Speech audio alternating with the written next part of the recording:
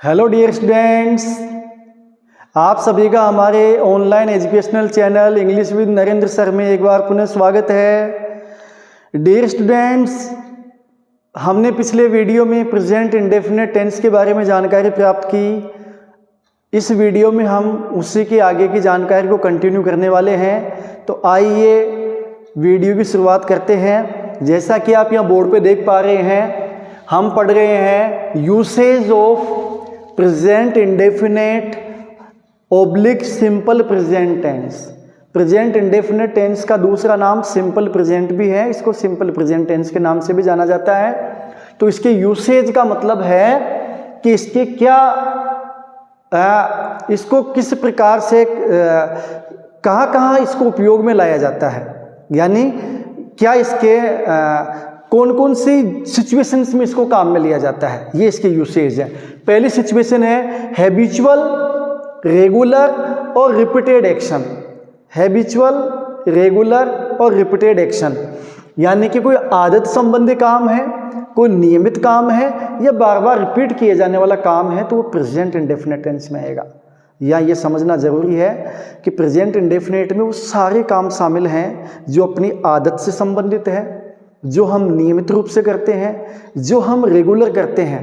ठीक है, तो वो जो हम रिपीट करते हैं बार बार, वो सारे काम इसमें आते हैं। जैसे एक उदाहरण से समझाया गया है, ही always comes here at night. अब एग्जाम में इस प्रकार से पूछा जा सकता है कि जो कम्स है इसको ये हाइड कर दे यहाँ से और या ब्लैंक स्पेस दे दे, और अपने को कोष्टक में तो नहीं देगा, ABCD ऑप्शन में देगा। आपसे पूछेगा कि बताओ कौन सी वर्ब की फॉर्म आएगी, तो अपने को ये पता चल गया कि ऑलवेज दिया गया और ऑलवेज पहचान है प्रेजेंट इंडेफिनिट टेंस की। अब ये ऑलवेज दिया गया है तो हम समझ गए कि प्रेजेंट इंडेफिनिट टेंस है। अब प्रेजेंट इंडेफिनिट टेंस का सिंपल सेंटेंस है, तो सिंपल सेंटेंस है यानी कि एफर्मेटिव है, तो यहाँ पे सब्जेक्ट ही है जो कि सिंगुलर सब्जेक्ट है। इसका मतलब मेन वर्ब में एस या एस लग जाएगा। तो जितने ABCD जो ऑप्शंस हैं जिसमें भी वर्ब में एस या एस दिया गया है वही अपना आंसर हो जाएगा। तो समझ गए, हैबिचुअल या रेगुलर या रिपीटेड एक्शन जो होते हैं उनमें प्रेजेंट इंडेफिनिट काम में आता है। दूसरा यूसेज क्या हो गया, यूनिवर्सल ट्रुथ। यूनिवर्सल ट्रुथ को हम नैसर्गिक सत्य या सार्वभौमिक सत्य के नाम से भी जानते हैं। ये एक ऐसी चीज है जो सदियों पहले भी था, आज भी है और सदियों बाद भी रहेगा। यानी हम ये मान के चलते कोई चीज हमेशा एक जैसी रहने वाली है।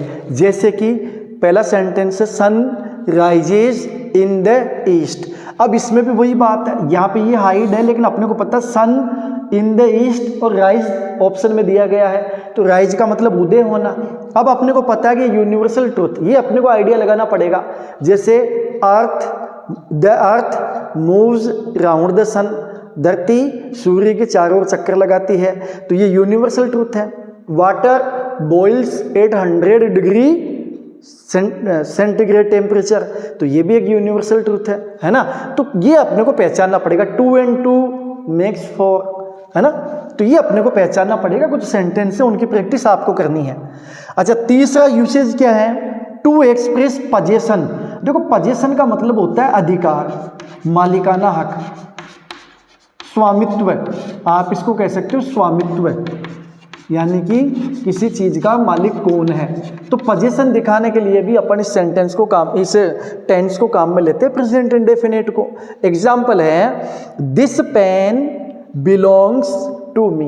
ये पेन मेरा है। अब देखो बिलोंग आया और ये वर्ब है, तो यहाँ पे एस लग गया क्योंकि ये सिंगुलर है। तो पजेशन दिखाने के लिए भी प्रेजेंट इंडेफिनिट टेंस काम में लिया जाएगा। आई हैव ए कार, मेरे पास एक कार है। हैव का मतलब यहाँ ध्यान दीजिए, हैव एक हेल्पिंग वर्ब भी आएगी आगे। हैव का मतलब होता है रखना। अगर यहाँ पे सिंगुलर सब्जेक्ट होता ना, जैसे ही होता, तो फिर ये बनता ही हैज ए कार। अब हैज हो जाता, अब हैज इसलिए हो जाता क्योंकि अपनों को एस या एस लगाना पड़ेगा ना। ठीक है, इसी प्रकार जैसे एक सेंटेंस है, उसके पास एक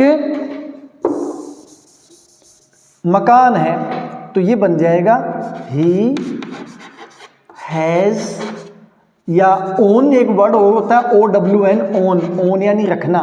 ओन का एस लगा देंगे क्योंकि ही सिंगुलर है, ही ons a house.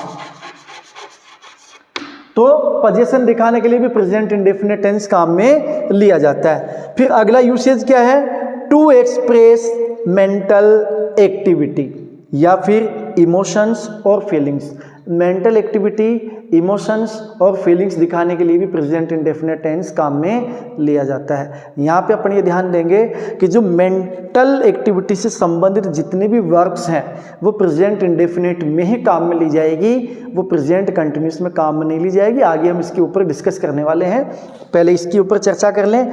We believe in God, जैसे ये मेंटल एक्टिविटी से संबंधित हो गया। बिलीव यानी कि विश्वास करना या मानना, तो ये दिमाग या मेंटल एक्टिविटी से संबंधित हो गया। तो बिलीव में आईएनजी नहीं लगेगा, मोटी बात में ये कहना चाह रहा था। अगर आईएनजी लग गया तो फिर इसका मीनिंग चेंज हो जाएगा, इसका अर्थ चेंज हो जाएगा, विशेष अर्थों में काम में ली जाएगी। ही अंडरस्टैंड्स, अंडरस्टैंड का भी वही नियम है, he understands my problem. I consider, consider भी वही मेंटल एक्टिविटी है, तो इसमें भी आईएनजी नहीं लगेगा। तो ये इन चीज़ों को एक्सप्रेस करने के लिए प्रेजेंट इंडेफिनिट टेंस काम में लिया जाता है। अब आगे हम पढ़ने वाले हैं कि ऐसे कौन कौन से टाइम एडवर्बियल्स हैं जिनके द्वारा हम ये पता लगाएं कि ये प्रेजेंट इंडेफिनिट टेंस है या नहीं है। यानी प्रेजेंट इंडेफिनिट टेंस की पहचान करने वाले जो टाइम एडवर्बियल्स हैं उनके बारे में हम जानकारी करने वाले हैं। देखते आइए। हाँ, तो डियर स्टूडेंट्स, जैसा कि आप बोर्ड पे देख पा रहे हैं, ये कुछ टाइम एडवर्बियल्स हैं। इनको देखकर आप ये पता लगा पाएंगे कि ये प्रेजेंट इंडेफिनिट टेंस है अथवा नहीं है। पहला है ऑलवेज। ऑलवेज का मतलब होता है हमेशा। दूसरा है ओफन, OFTEN, ओफन, ओफन यानी प्राय। समटाइम्स यानी कि कई बार। जनरली सामान्यतया। यूजुअली सामान्यतया। ओकेजनली ये भी लगभग सामान्यतया ही है। रेयरली कभी कभार। सेल्डम कभी कभार। नेवर कभी नहीं। हार्डली बड़ी मुश्किल से। स्केर्सली बड़ी मुश्किल से। डेली रोजाना। एवरीडे रोजाना। एवरी नाइट हर रात्रि। एवरी मॉर्निंग प्रत्येक सुबह। एवरी इवनिंग प्रत्येक शाम। एवरी वीक प्रत्येक सप्ताह। एवरी मंथ प्रत्येक महीना। एवरी ईयर प्रत्येक साल। वंस यानी एक बार। ट्वाइस यानी दो बार। जैसे वंस अ वीक सप्ताह में एक बार। ट्वाइस अ वीक सप्ताह में दो बार। वंस अ डे दिन में एक बार। ट्वाइस अ डे दिन में दो बार। वंस अ मंथ महीने में एक बार। वंस अ ईयर साल में एक बार। तो जैसा कि इन वर्ड्स से आपको पता चल रहा है कि ये सारे के सारे वर्ड्स किसी ना किसी रिपीटेड एक्शन को शो करते हैं। तो जो रिपीटेड एक्शन को शो करेगा वही प्रेजेंट इंडेफिनिट टेंस होगा। तो इन वर्ड्स को हम नोट कर लें अपनी नोटबुक में और इनकी बार बार प्रैक्टिस करते रहें, ये अपने दिमाग में छाप लें। अगर इन वर्ड्स में से कोई सा भी वर्ड्स अपने को दिख जाता है, it means this is the example of present indefinite tense. बिल्कुल क्लियर मान के चलिएगा। अगर ये आपने याद कर लिया ना इन वर्ड्स को, तो आपसे गलती होने के चांसेस न के बराबर हो जाएंगे। तो प्यारे विद्यार्थियों, ये आज का अपना टॉपिक था। उम्मीद करता हूँ कि आपके लिए काफ़ी उपयोगी टॉपिक रहा होगा। आपके कमेंट्स के द्वारा मुझे आप अवगत करवाते रहें, और साथ ही आपसे रिक्वेस्ट भी है कि आप इन वीडियोस को खुद तो पढ़ेंगे, लेकिन आपके और जो साथी हैं जो कि स्कूल व्याख्याता परीक्षा की तैयारी कर रहे हैं उन तक भी पहुंचाएं, ताकि उनको भी इसका लाभ मिले।